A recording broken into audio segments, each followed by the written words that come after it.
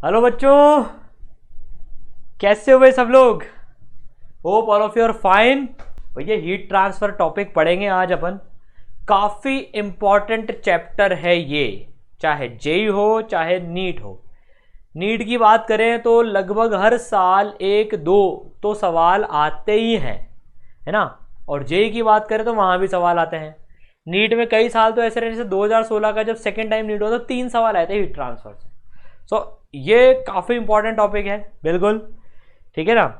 तो भाई एकदम ज़बरदस्त कॉपी पेन लेके तैयार, ठीक है। Super fast revision, this is like super fast revision, समझ गए। देखो ये रिवीजन काफ़ी इफेक्टिव होते हैं। आपको कभी भी हीट ट्रांसफर में कॉन्फिडेंस नहीं आ रहा है, आप बाद में भी इस लेक्चर को 1.5x 2x पे सुन सकते हो, 1x पे भी सुन सकते हो, डिपेंडिंग ऑन आपको कितना आ रहा है। तो अपन इसको कोशिश करेंगे शॉर्ट से शॉर्ट टाइम में इसको खत्म कर रहे हैं। फिलॉसफी समझना, मैं इसमें पूरा बेसिक से नहीं पढ़ाऊंगा, ये बेसिक से नहीं पढ़ा होता। इसका नाम देखो यहाँ पर, सुपर फास्ट रिवीजन लिखा हुआ है यहाँ पर। ये सुपर फास्ट का मतलब समझते हो? सुपर फास्ट का मतलब कोई लोकल ट्रेन नहीं है। मुंबई की लोकल ट्रेन तो फिर भी सुपर फास्ट चलती, कोई ऐसी दूसरी लोकल ट्रेन नहीं है टुचुक टुचुक टुचुक टुचुक टुचुक चलेगी, ऐसा नहीं है। सुपर फास्ट मतलब फास्ट रिवीजन करेंगे अपन, ठीक है।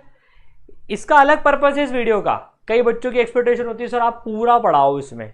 अरे भैया तो फिर वो सुपर फास्ट रिवीजन नहीं होगा ना, अब तो तू पढ़ के तो बैठा ही है। देखो तो सुपर फास्ट रिवीजन करना है, ट्रिक सीखनी है, फिनिशिंग टच देना है। घर में पुताई चल रही है और कोई कह रहा है सर वापस से ईंट से तोड़ के वापस से बनाओ, यार उसके लिए ईसरल ऐप में ऑलरेडी वीडियो लेक्चर पड़े हुए हैं, समझ गए। पर्पस क्लियर है इसका। चलो फटाफट से स्टार्ट करते हैं अब इसको। चलो तो भैया heat transfer, heat transfer is like eat transfer, ठीक है ना। हीट ट्रांसफर क्या है? ईट ट्रांसफर की तरह से है। ईटों को ट्रांसफर करो ना एक जगह से दूसरी जगह पर। 3 मोड होते हैं, कंडक्शन, कन्वेक्शन और रेडिएशन। 3 मोड होते हैं। हमारा फेवरेट लाल ले लेते हैं भैया हम। कंडक्शन, कन्वेक्शन, रेडिएशन, बहुत सिंपल सा बताता हूँ जिसको, ताकि आपको थोड़ा सा रिकॉल हो जाएगा। मान लो हीट ट्रांसफर नहीं है, ईट ट्रांसफर है। मैं इसको बोलता हूँ ईट ट्रांसफर। ईट मतलब या वो ईट होती है ना अबे, लाल पत्थर की जो ईट होती है ना, ईट जिससे मकान बनते हैं, ठीक है। यहाँ पर मजदूर खड़े हैं बहुत सारे, फटाफट से समझ जाना, ठीक है। और यहाँ पर मजदूरों ने लाइन लगा ली, ये ईटों का ढेर पड़ा है यहाँ पर। Heat transfer is like eat transfer, एकदम ऐसे समझो, फंडे से मजा आ जाएगा। ये ईटों का ढेर यहाँ पर शिफ्ट करना है। एक तरीका क्या, 10 मजदूर लाइन में खड़े हो गए भैया, 10 मजदूर लाइन में खड़े हो गए या 5 मजदूर लाइन में खड़े हो गए, और ये एक दूसरे के हाथ से ईट ट्रांसफर करते जा रहे हैं, ऐसा ऐसा। ये देखो यहाँ से पकड़ के इधर दी, यहाँ से पकड़ के इधर दी, बगल वाले ने इधर से पकड़ के इधर दी। कोई मूव नहीं कर रहा है, कोई मूव नहीं कर रहा है, बस ईंटों का ट्रांसफर चल रहा है। ले बेटा तू पकड़, ले बेटा तू पकड़, ठीक है। आदमी जो ट्रांसफर कर रहा है ईंट को, वो नहीं हिल रहा है, तो इसे बोलते हैं कंडक्शन, इसे बोलते हैं कंडक्शन। मीडियम रिक्वायर्ड है क्या? आदमी लोग रिक्वायर्ड है क्या? यस। आदमी लोग भाग भाग के जा रहे हैं क्या? नो। तो आदमी लोग भाग के नहीं आते, इट इज नॉट ट्रांसफर, ठीक है। दूसरा तरीका देखो, अब ये एक आदमी, दूसरा तरीका देखो, ये फर्स्ट मेथड हो गया। सेकंड मेथड देखो, अब ये आदमी जो है, ये आदमी एक ईंट पकड़ के, इसने एक ईंट पकड़ ली और ये भाग के जा रहा है, भाग के जा रहा है, भाग के जा रहा है, और वहां पर रख के जा रहा है। फिर वो आदमी, फिर दूसरा आदमी भाग के जा रहा है, भाग के जा रहा है, भाग के जा रहा है, भाग के जा रहा है, वहां रख के जा रहा है। तो ये भाग भाग के यहाँ पर ट्रांसफर मार रहे हैं, समझ गए। भाग भाग के ट्रांसफर मार रहे हैं। मीडियम चाहिए क्या? यस। मीडियम ट्रांसफर हो रहा है क्या? यस, मीडियम भी ट्रांसफर हो रहा है।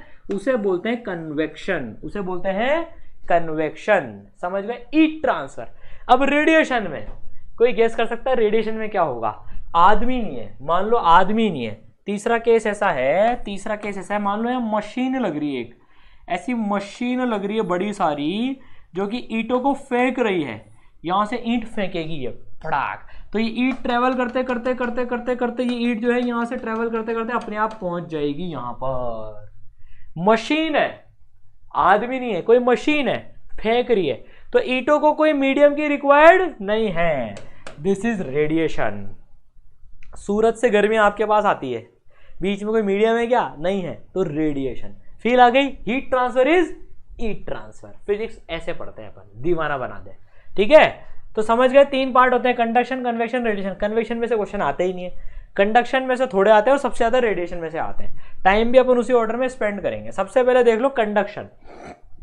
अब एक रॉड है, ये ज्यादा गणितबाजी पे मत जाना, कंटेंट पूरा लिख रहा हूं यहां पर रिवीजन करने के लिए जो इंपॉर्टेंट है ना मैं वो साथ साथ में पढ़ाता जाऊंगा, ठीक है। तो इसलिए इस पे फोकस करना, मैंने डेरिवेशन वगैरह भी लिखे हैं जस्ट इन केस किसी को चाहिए हो तो, समझ गए। तो यार देखो, heat flow in a uniform rod in steady state, तो क्या है, एक रॉड लगा दी, एक रॉड कनेक्ट कर दी, एक कोना कर दिया 100 डिग्री सेल्सियस पे, दूसरा कोना कर दिया 0 डिग्री सेल्सियस पे, मेंटेन कर दिया, तो यहां से कंटिन्यूसली हीट जाती जाएगी। अच्छा यार, बेसिक सी बात है, हीट जो है हाई टेम्परेचर से लो टेम्परेचर पे फ्लो करती है, हीट जो है हाई टेम्परेचर से लो टेम्परेचर पे फ्लो करती है। यार पता है, तवे को हाथ लगा लो, गरम तवे को, आनंद आ जाएगा, गर्मी दौड़ जाएगी बॉडी। करना मत, मम्मी जूत देगी मेरे को भी आपको भी, कि सारांश सर ने बोला है कि ना जलते हुए तवे पे हाथ रख के देख लो, हीट ट्रांसफर एक बार में समझ में आ जाएगा। ऐसा ड्रामा करना मत, मैंने नहीं बोला है ये काम, और कोई करेगा भी नहीं इसको, ठीक है। हीट ट्रांसफर समझ में आता है सबको यार, हाई टेम्परेचर से लो टेम्परेचर पे हीट ट्रांसफर होती है। तो 100 डिग्री से 0 डिग्री पर हीट ट्रांसफर, इसे अंग्रेजी में सोर्स बोलते हैं, ये हीट का सोर्स है, और इसे अंग्रेजी में सिंक बोलते हैं। यहां पर हीट आ रही है, ठीक है ना, एल लेंथ की रॉड है। तो जब स्टेडी स्टेट आ जाती है, तो क्या होता है, हर एलिमेंट का जो भी इसका पार्ट है ना, उसका टेम्परेचर कांस्टेंट हो जाता है, समझना, देखो बात को थोड़ा समझो। तो उसका टेम्परेचर कांस्टेंट हो जाता है, पता है सर।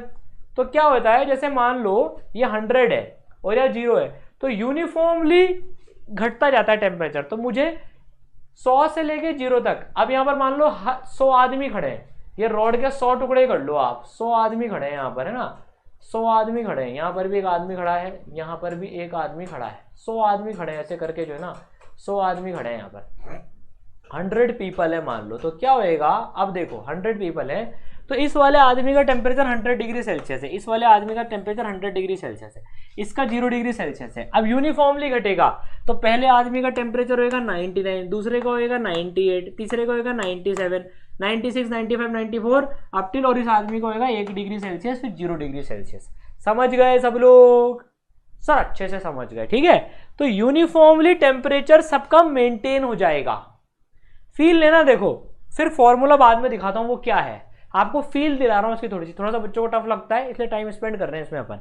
तो क्या है, टेम्परेचर जो है यूनिफॉर्मली घटता हुआ 100 से 0 पे पहुंच गया, 100 से 0 पे पहुंच गया, ठीक है। अगर यहां पर 10 लोग ही होते तो बताओ, अगर यहां पे 100 के बदले 10 लोग ही होते तो क्या होता, पहले वाले का 100, फिर दूसरे वाले का 90, 80, 70, 60, 50, 40, 30, 20, 10, 0। 200 लोग होते तो 0.5 घटता जाता, समझ गया। स्टेडी स्टेट में जितनी हीट इधर से आती है उतनी ही बगल वाला वो दे देता है। स्टेडी स्टेट आ गई, इधर से हीट फ्लो हो रही है, मान लो मैंने इससे माल लिया, मैंने इससे 10 रुपए लिए, हीट मतलब एक ईंट ली, तो मैंने एक ईंट ली और इसको दे दी, इसको दे दी, मैं अपनी जेब में कुछ नहीं रखूंगा, मेरा टेम्परेचर कांस्टेंट हो चुका है, तो हर आदमी का टेम्परेचर कांस्टेंट हो चुका है, बस वो अब हीट ट्रांसफर कर रहा है, 100 से 0 की तरफ वो हीट ट्रांसफर कर रहा है। अब इसका फॉर्मूला क्या होता है भैया, कितनी हीट ट्रांसफर होती है, ये एक भाई साहब ने बताया था, उनका नाम इंपॉर्टेंट नहीं है इसलिए नहीं बता रहा हूं। तो rate of heat change dq by dt, sorry rate of heat flow, ये dq बाई dt है, इसको अंग्रेजी में बोलते हैं रेट ऑफ हीट फ्लो। किस रेट से हीट फ्लो हो रही है, किस रेट से हीट फ्लो हो रही है, वो फॉर्मूला दिया जाता है -KA dt by dx। Sir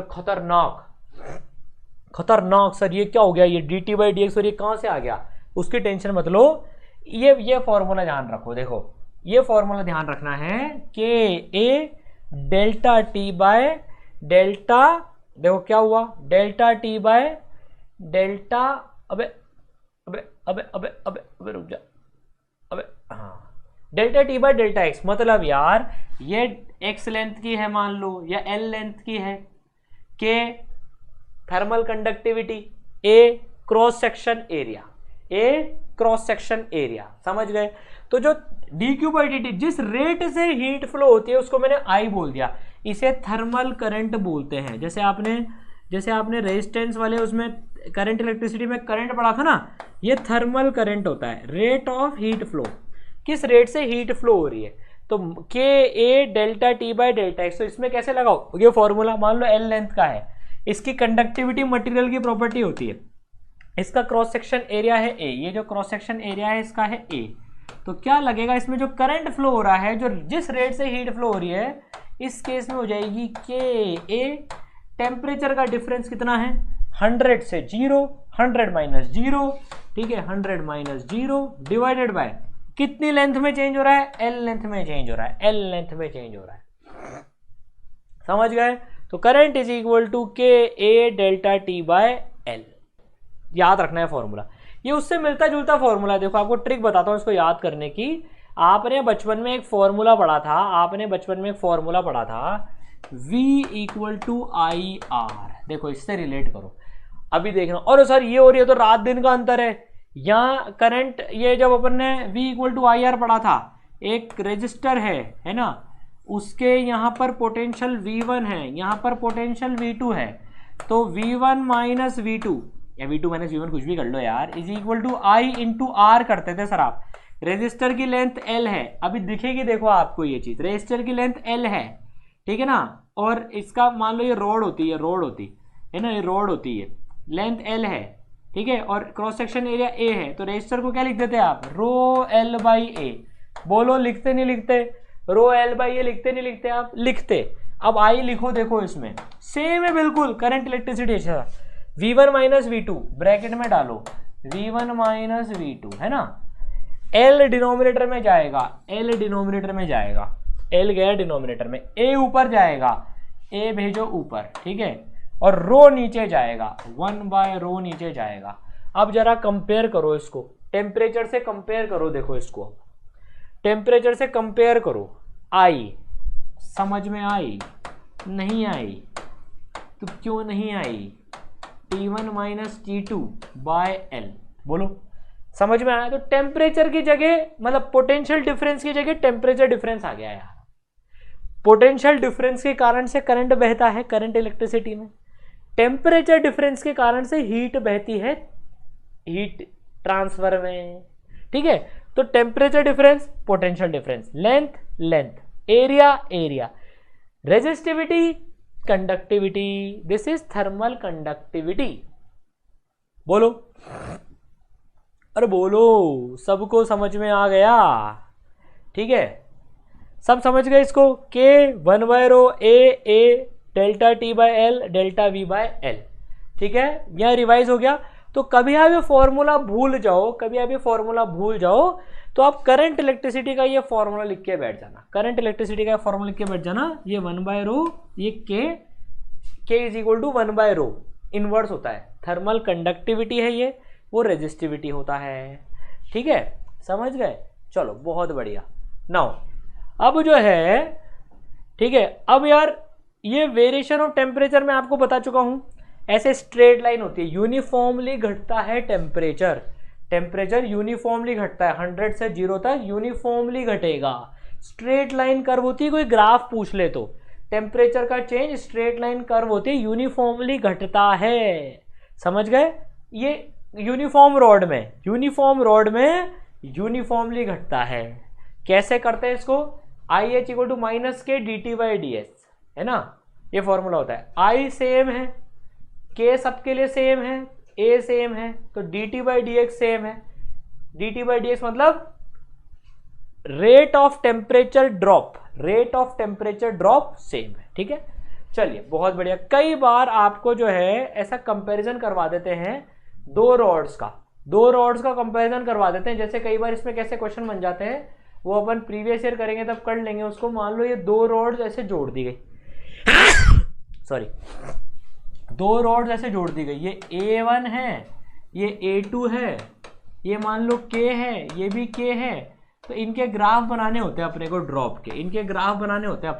के, करंट सब में सेम जाएगा भैया, करंट सेम जाएगा, मुझे ग्राफ बनाना है। स्लोप किसकी ज्यादा होगी, टेम्परेचर वर्सेस एक्स का ग्राफ बनाना है। देखो ये आ जाता है क्वेश्चन, समझ लेना है इसको ध्यान से। मुझे ग्राफ बनाना है, ये एरिया A1 है, वो एरिया A2 है, तो मुझे ग्राफ बनाना, तो मैं कैसे ग्राफ बनाऊंगा, I is equal to minus minus छोड़ो K A D T by D X, है ना, D T by D X, ये स्लोप डिटरमाइन करेगा, आई अपॉन के हो गया ये, इसको यहाँ से उड़ा दो, इसको नीचे लिख लो। तो D T by D X, I same है के सेम है, तो D T by D X जो है मतलब यार slope inversely proportional to area हो गया। एरिया बढ़ा तो स्लोप कम, एरिया बढ़ा तो स्लोप कम, एरिया बढ़ा तो स्लोप कम, एरिया बढ़ा तो स्लोप कम, एरिया बढ़ा तो स्लोप कम, एरिया बढ़ा तो स्लोप कम, स्लोप कम हो गई। देखो ये स्लोप ज़्यादा और फिर ये लेट जाएगी लाइन, वापस से बनाता हूँ, देखो समझ रहा है इसको। तो एरिया बढ़ा तो स्लोप कम, ये ऐसे हो जाएगी मान लो, और फिर ये ऐसे ऐसे कम स्लोप की होगी, ठीक है। चलो नाउ अब मैंने आपको पहले ही बता दिया, ये पहले ही बता दिया पूरा का पूरा ये कि यार ये इलेक्ट्रिसिटी से कैसे इसका रिजेम्बलेंस है, ठीक है। तो ये K A L sorry thermal resistance R is equal to L by K होता है।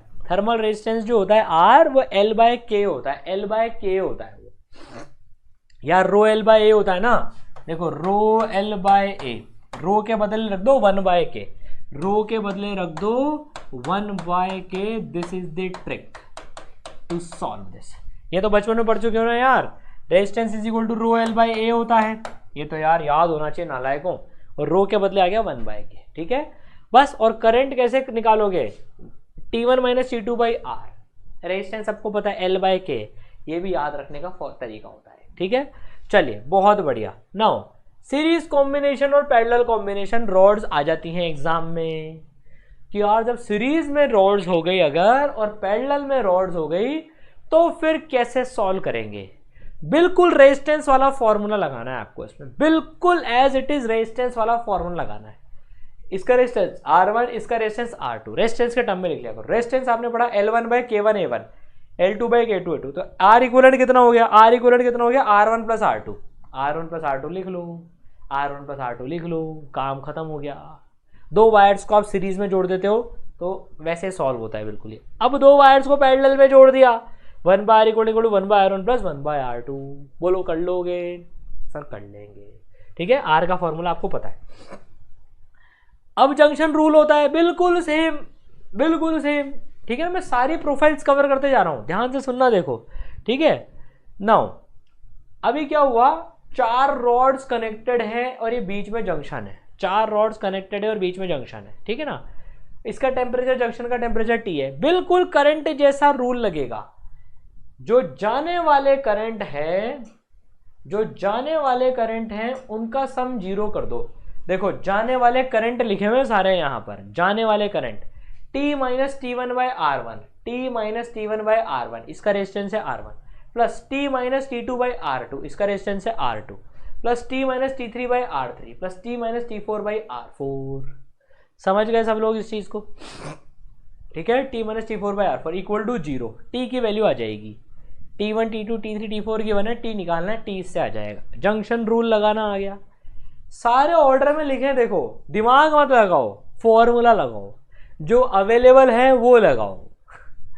सर मजे लेते रहते हो साथ में, अरे भैया T minus T1 by R1, T minus T2 by R2, T minus T3 by R3, T minus T4 by R4 equal to 0, ठीक है। चलो मजा आया, समझ आया, चलो बढ़िया।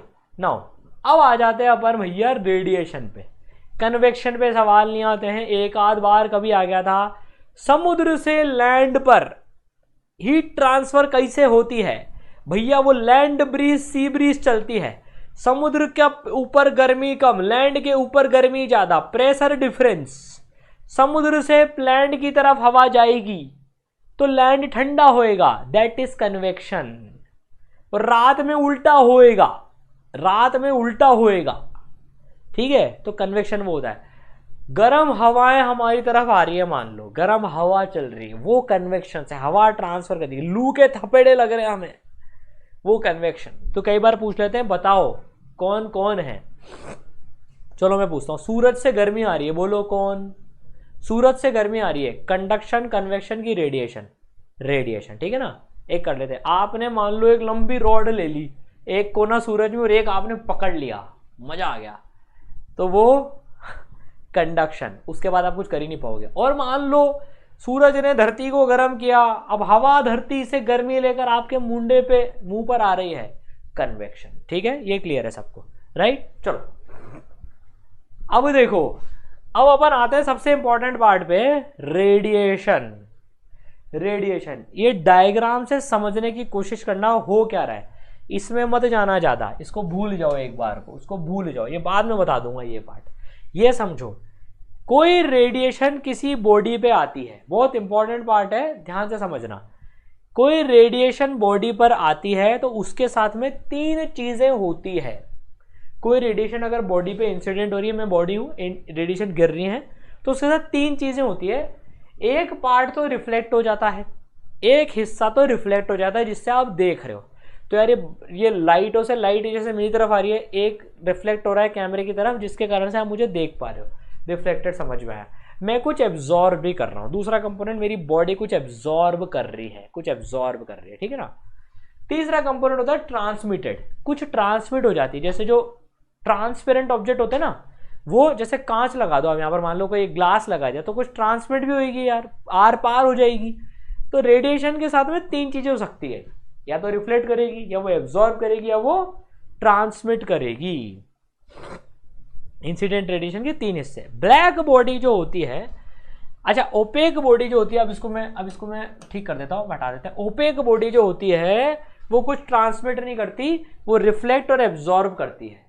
तो ये इनको यार, इसको रिफ्लेक्टिविटी बोलते हैं अल्फा, इसको एब्जॉर्बिविटी बोलते हैं और इसको ट्रांसमिटिविटी बोलते हैं। बहुत ज्यादा नहीं आता, ये फ्रैक्शन है कि इंसिडेंट रेडिएशन का कितना फ्रैक्शन रिफ्लेक्ट हुआ उसे अल्फा बोलते हैं, कितना फ्रैक्शन उसने एब्जॉर्ब किया उसे बीटा बोलते हैं, और कितना ट्रांसमिट किया उसे गामा बोलते हैं। तो ओपेक बॉडी कुछ ट्रांसमिट नहीं करती, वो रिफ्लेक्ट और एब्जॉर्ब करती है। ब्लैक बॉडी, ना तो ब्लैक बॉडी कुछ रिफ्लेक्ट करती है और ना वो ट्रांसमिट करती है, वो सारा का सारा एब्जॉर्ब कर लेती है, वो सारा का सारा एब्जॉर्ब कर लेती है। समझ में आया? इट ऑल एब्जॉर्ब, जो भी उसके ऊपर गिर रहा है वो सारा एब्जॉर्ब कर लेती। ठीक है, चलिए बहुत बढ़िया। नाउ प्रोवोस्ट भाई साहब, अब ये सबसे इंपॉर्टेंट पार्ट है इस चैप्टर का यार। प्रीवोस्ट साहब ने बहुत इंपॉर्टेंट थ्योरी बताई, देखो ये बहुत प्यारा पार्ट है, अगर ये समझ गए ना आप तो हीट ट्रांसफर की, रेडिएशन की फील आ जाएगी। आधे बच्चों का ये डाउट आता है बाद में, सर ब्लैक बॉडी जब सारा एब्जॉर्ब कर ली तो रेडिएट क्या करती है, वो गर्मी, वो उसका टेम्परेचर हमेशा बढ़ता क्यों नहीं रहता फिर?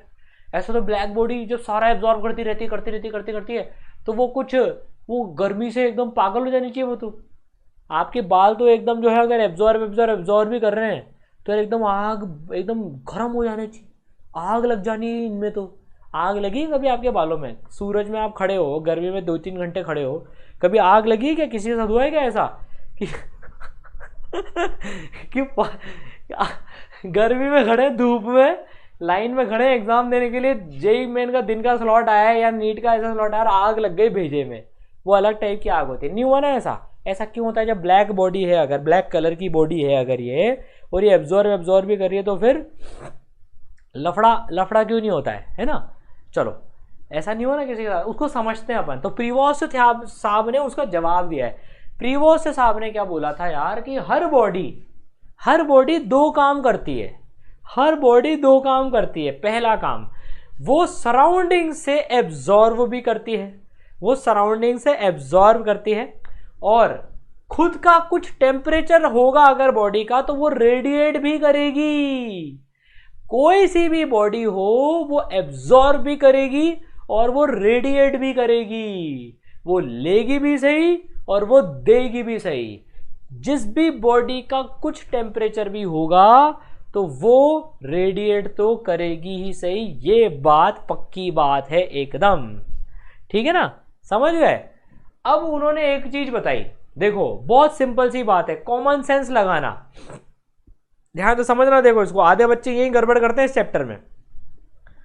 अगर मान लो सराउंडिंग का टेम्परेचर ज्यादा है, मान लो सराउंडिंग का टेम्परेचर है 70 डिग्री सेल्सियस सपोज करो, और मेरा टेम्परेचर है 50 डिग्री सेल्सियस, मैं बॉडी हूं मान लो, अरे बॉडी का टेम्परेचर 50 है, तो बॉडी क्या करेगी, बॉडी अपना टेम्परेचर बढ़ाएगी नहीं बढ़ाएगी, बोलो, जब तक बढ़ाएगी जब तक वो खुद 70 पे ना आ जाए। बॉडी गर्म होगी नहीं होगी, होगी। अब प्रीबॉस साहब ने बहुत काम की बात बोली, यार देखो 70 डिग्री से मैं एब्जॉर्ब कर रहा हूं, 50 डिग्री से मैं छोड़ रहा हूं, तो जो मेरी एब्जॉर्प्शन होगा वो ज्यादा होगा और मेरा जो रेडिएशन होगा वो कम होगा। समझ रहे हो? ठीक है, राइट। तो जो मैं एब्जॉर्ब कर रहा हूं वो ज्यादा होगा और जो मैं रेडिएट कर रहा हूं वो कम होगा। ठीक है, इसका फॉर्मूले पे भी अपन आते हैं, अभी पहले ये कॉन्सेप्ट समझ लो। ठीक है ना, रटना नहीं है इसको, देखो सिंपली कि यार 2 फॉर्मूले रट लिए और काम हो गया, नहीं, पहले समझो। तो रेट ऑफ एमिशन ज्यादा होगी रेट ऑफ एब्जॉर्प्शन से। तो हर बॉडी 2 काम करेगी, खुद के टेम्परेचर के कारण से वो एमिट करेगी और सराउंडिंग के टेम्परेचर से वो एब्जॉर्ब करेगी। अगर बॉडी का टेम्परेचर कम हुआ सराउंडिंग से तो रेट ऑफ एमिशन, छोड़ने की रेट कम होगी, एब्जॉर्प्शन की ज्यादा होगी, बॉडी का टेम्परेचर बढ़ेगा। ठीक है, और अगर बॉडी का टेम्परेचर ज्यादा हुआ, मान लो बॉडी 80 डिग्री सेल्सियस पर है, तो बॉडी ठंडी होगी, बॉडी ठंडी होगी, रेट ऑफ एमिशन ज्यादा होगी, रेट ऑफ एब्जॉर्बिंग कम होगी। और अगर दोनों बराबर हो गए, मान लो ये भी 70 डिग्री पे आ गई, तो ये एमिट भी करेगी और ये एब्जॉर्ब भी करेगी, लेकिन दोनों की रेट बराबर होगी, लेन देन बराबर होगा, तो इसका टेम्परेचर चेंज नहीं होगा। समझ गए सर? बिल्कुल अच्छे से समझ गए। ठीक है, बॉडी का टेम्परेचर चेंज नहीं होगा। नाउ एब्जॉर्प्टिव पावर नाम की एक चीज होती है यार, सिंपल सी चीज है, डेफिनेशन समझ लो। एब्जॉर्प्टिव पावर होती है बॉडी की फ्रैक्शन ऑफ इंसिडेंट रेडिएशन जो उसने एब्जॉर्ब करा है, पहले बता चुका हूं। ये वो एब्जॉर्प्टिविटी होती है, एब्जॉर्प्टिविटी। एब्जॉर्प्टिविटी 0 से 1 के बीच में होती है, ब्लैक बॉडी के लिए 1 होती है एब्जॉर्प्टिव पावर। डायरेक्ट क्वेश्चन आ जाता है, ध्यान रखना, ब्लैक बॉडी के लिए एब्जॉर्प्टिव पावर 1 होती है, वो सारी की सारी एब्जॉर्ब कर लेता है, वो सारी की सारी एब्जॉर्ब कर लेता है। ठीक है, नॉन ब्लैक बॉडीज सारी एब्जॉर्ब नहीं करती हैं, कुछ एब्जॉर्ब करती हैं वो, लेकिन ब्लैक बॉडी सारा एब्जॉर्ब कर लेती है।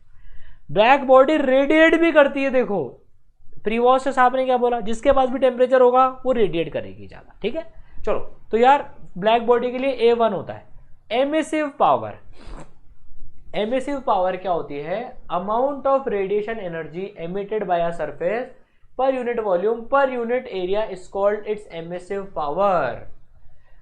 तो कोई बॉडी, कोई सरफेस मान लो, ये ए एरिया का सरफेस है, मान लो स्फेयर है, सॉलिड स्फेयर है ए एरिया का, ये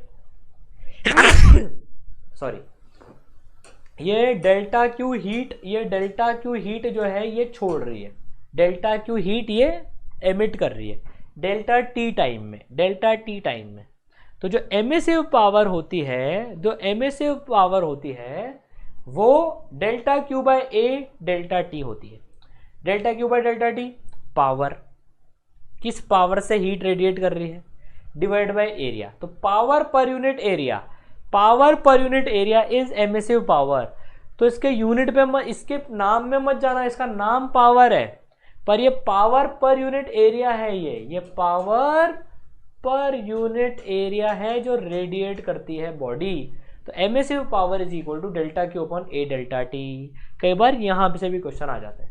ठीक है, मेजर जो क्वेश्चन आते हैं ये किरचॉफ लॉ तो नहीं, किरचॉफ लॉ पढ़ लेते हैं फिर बाद में पढ़ेंगे आगे। अभी एमिसिविटी जो होती है बॉडी की, एक एमिसिविटी नाम की चीज होती है, ई बोलते हैं जिसे, वो एब्जॉर्प्टिविटी के बराबर होती है। Good absorbers are good emitters. ये जिंदगी में किसी को समझ में नहीं आता, ये सही बता रहा हूं। Good absorbers are good emitters, good absorbers are good emitters.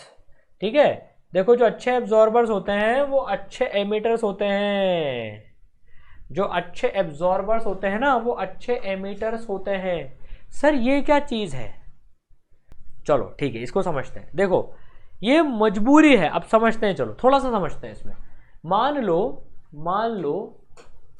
लो एक आदमी ए, इसको ऐसे समझना, और एक आदमी बी, पूरा अच्छे से क्लियर हो जाएगा। ठीक है ना, लेने वाला और देने वाला, हर एक के पास में 2 खूबियां हैं। एक आदमी लेता है, बाहर से आदमी ले रहा है और वो खुद सराउंडिंग को दे रहा है, वो खुद सराउंडिंग को दे रहा है। ठीक है ना, ये आदमी ले भी रहा है और ये आदमी दे भी रहा है। ठीक है, अब मानो एक बात समझना बहुत ध्यान से, ये आदमी सराउंडिंग से, ये आदमी इसके पड़ोसियों से ये यहाँ पर इसके पड़ोसी है, उनसे पैसे ले रहा है और ये दूसरे पड़ोसियों को पैसे दे भी रहा है, ठीक है ना। अब इसकी संपत्ति कांस्टेंट हो गई है, ना इसकी संपत्ति बढ़ रही है ना घट रही है, इक्विलिब्रियम में आ गया है, ये इक्विलिब्रियम में आ गया है, ना बढ़ रही है ना घट रही है। तो आप एक चीज समझना, ज्यादा लेने वाला ज्यादा देने वाला भी होगा, तभी वो इक्विलिब्रियम में रह पाएगा, तभी उसकी संपत्ति कांस्टेंट रह पाएगी। ये आदमी सराउंडिंग से 100 रुपए ले रहा है मिला के, तो इसको देने भी 100 रुपए पड़ेंगे टोटल मिला के, क्योंकि इसकी जेब का माल फिक्स हो चुका है, इसकी जेब का माल फिक्स हो चुका है। और ये आदमी लेता भी कम है, मान लो ये 50 ले रहा है तो ये देगा भी 50, क्योंकि इसकी जेब का माल भी फिक्स हो गया है। तो बड़ा लालची आदमी को देना भी ज्यादा पड़ता है, लालची आदमी को देना भी ज्यादा पड़ता है और शांत आदमी को देना भी कम पड़ता है। समझ गए सर इसका हीट से कैसे लेना देना हुआ? तो आप समझे, गुड लेने वाला इज गुड देने वाला, लेस कम एब्जॉर्ब करने वाला इज कम देने वाला। अब आप ये समझना, मैं धूप में खड़ा हूं, मान लो सराउंडिंग का टेम्परेचर है, बहुत ध्यान से सुनना, सराउंडिंग का टेम्परेचर है मान लो 30 डिग्री सेल्सियस, मैं यहाँ पर धूप में खड़ा हूँ सपोज करो, है ना, और ये मेरा एक हाथ है, ये सराउंडिंग का टेम्परेचर है 30 डिग्री सेल्सियस। मानो मैं सराउंडिंग के साथ इक्विलिब्रियम में आ गया, मैं इक्विलिब्रियम में आ गया, तो मेरे हाथ का टेम्परेचर भी कितना हो गया 30 डिग्री सेल्सियस, और मेरे बालों का टेम्परेचर भी कितना हो गया 30 डिग्री सेल्सियस हो गया, ठीक है। अब टेम्परेचर कांस्टेंट हो गया, मतलब मेरे बाल जितना ले रहे हैं धूप, जितनी गर्मी एब्जॉर्ब कर रहे हैं, उतनी गर्मी उसको रेडिएट भी करनी पड़ेगी, उतनी गर्मी उसको रेडिएट भी करनी पड़ेगी, क्योंकि उसका टेम्परेचर उसको मेंटेन रखना है।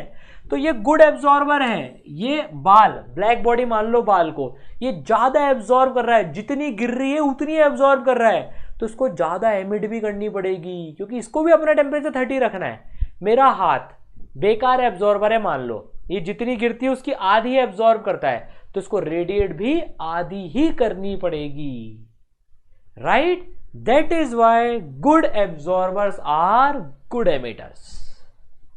समझ गए, फील आई, ठीक है। तो चलो अब आपको पूरा क्लियर हो जाएगा। अब स्टीफन बोल्ट्जमैन लॉ जो इस चैप्टर का सबसे इंपॉर्टेंट लॉ है, जिससे सबसे ज्यादा क्वेश्चन आते हैं, अब आपको पूरी गणित समझ में आ जाएगी, ठीक है। तो देखो स्टीफन बोल्ट्जमैन लॉ क्या कहता है कि E emissive power is E sigma T की पावर 4, E सिग्मा टी की power 4।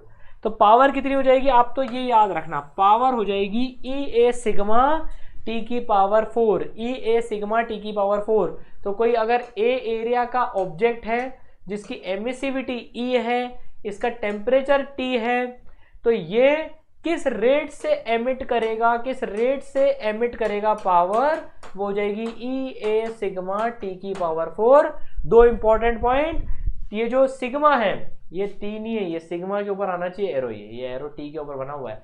Sigma Stefan Boltzmann constant कहलाता है, इसकी वैल्यू होती है 5.67 इंटू 10 की पावर -8। ये याद रखनी है, क्वेश्चंस पे गिवन कई बार नहीं होती है ये, ठीक है।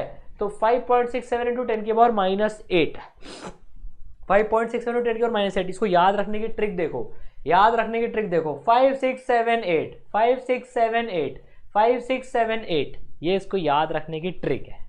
5.67 इंटू 10 की पावर -8 यूनिट तो आप निकाल सकते हो, ठीक है, इससे आ जाएगा।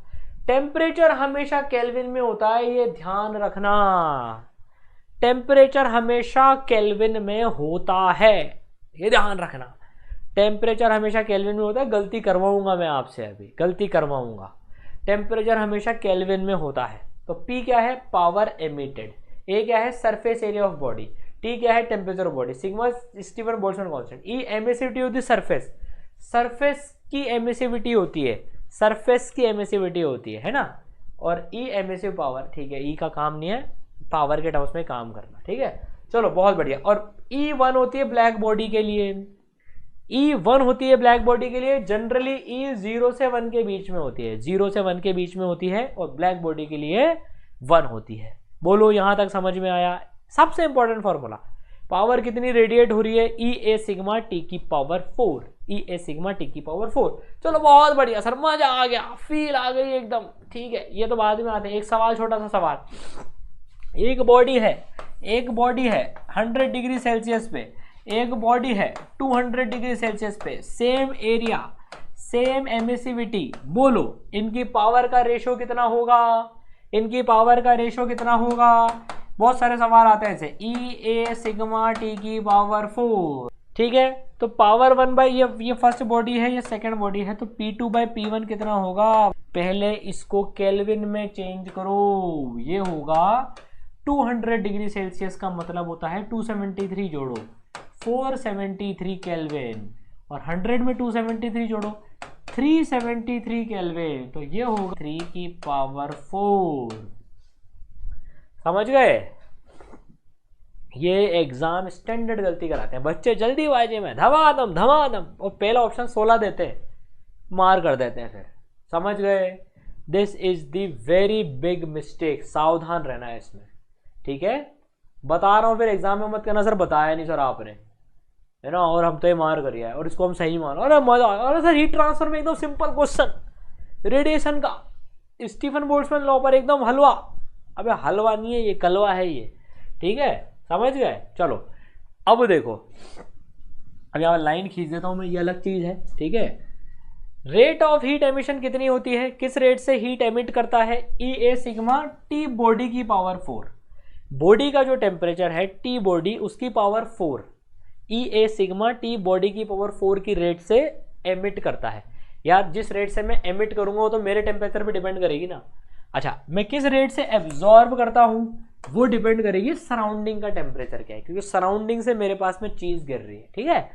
तो ई ए सिग्मा टी एस की power 4, T S is surrounding temperature, T S is surrounding temperature and T body is body का टेम्परेचर, ठीक है।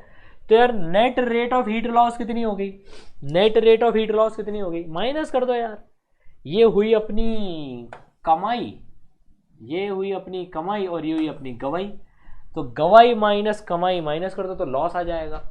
मेरे को सराउंडिंग ने 100 रुपए दिए, मैंने 120 रुपए खर्च करे, मेरी 20 रुपए का लॉस हुआ। तो रेट ऑफ हीट लॉस कितना हो गया, ई ए सिग्मा टी बॉडी की पावर 4 माइनस टी सराउंडिंग की पावर 4, ठीक है। इस पे सीधे सीधे क्वेश्चन आते हैं, ये याद रखना, ई ए सिग्मा टी बॉडी की पावर 4 माइनस टी सराउंडिंग की पावर 4, राइट, ठीक है। चलो बहुत बढ़िया। नाउ ये याद रहेगा, याद रहेगा सर। इंटेंसिटी क्या होती है, पावर अपॉन एरिया। इंटेंसिटी क्या होती है, पावर अपॉन एरिया। तो पावर को जिस एरिया पे गिर रही है ना एनर्जी, उससे डिवाइड कर दो। तो अगर जैसे P सोर्स की पावर है, मतलब P से वो पावर रेडिएट कर रहा है, तो r डिस्टेंस की दूरी पर जो इंटेंसिटी होगी वो होगी पावर अपॉन एरिया। कितने एरिया पे गिर रही है, स्फेरिकल सरफेस पे गिर रही है, 4 पाई आर स्क्वायर। इंटेंसिटी जानते हैं सब लोग, ठीक है। समझ में आई बात सबको, ठीक है, क्लियर हुआ मामला, ठीक है ना। चलो ये समझ में आई सबको बात। ये वाला पार्ट में एक बार फिर रिपीट कर देता हूँ, ये लोगों को इसमें तकलीफ आती है, जिनके कॉन्सेप्ट एक बार कॉन्सेप्ट थोड़े से डगमगा जाते हैं ना, तो ये इसलिए कमजोरी आती है इसमें। कोई बात नहीं, वापस से समझो। बॉडी का टेम्परेचर है टी बॉडी, सराउंडिंग का टेम्परेचर है टी सराउंडिंग, टी एस। मैं कितने से एमिट करूंगा वो कैसे डिपेंड करेगा, मैं कितने से एमिट करूंगा, ई ए सिग्मा टी बॉडी की पावर 4, फॉर्मूला पढ़ा था ना, ई ए सिग्मा टी बॉडी की पावर 4। मैं कितने से एब्जॉर्ब करूंगा, ई ए सिग्मा टी सराउंडिंग की पावर 4। मैं कितने से एब्जॉर्ब कर रहा हूँ वो मुझ पे तो डिपेंड कर नहीं रहा है, वो तो सराउंडिंग पे डिपेंड कर रहा है, ई ए सिग्मा टी सराउंडिंग की पावर 4। अब D Q by D T जो रेट ऑफ हीट लॉस है, रेट ऑफ हीट लॉस है, वो दोनों का डिफरेंस होगा ना यार। ये मैं गवा रहा हूं, ये मैं कमा रहा हूं, तो मैं कितने से लॉस कर रहा हूं, जितने मैंने गवाया माइनस जितना मैंने कमाया। मान लो ये 120 होता, ये 100 होता, तो मैं कितने रेट से लॉस कर रहा हूं, 120 माइनस 100, ये जो टोटल मिला के हो जाता 20 आ जाती है टोटल मिला।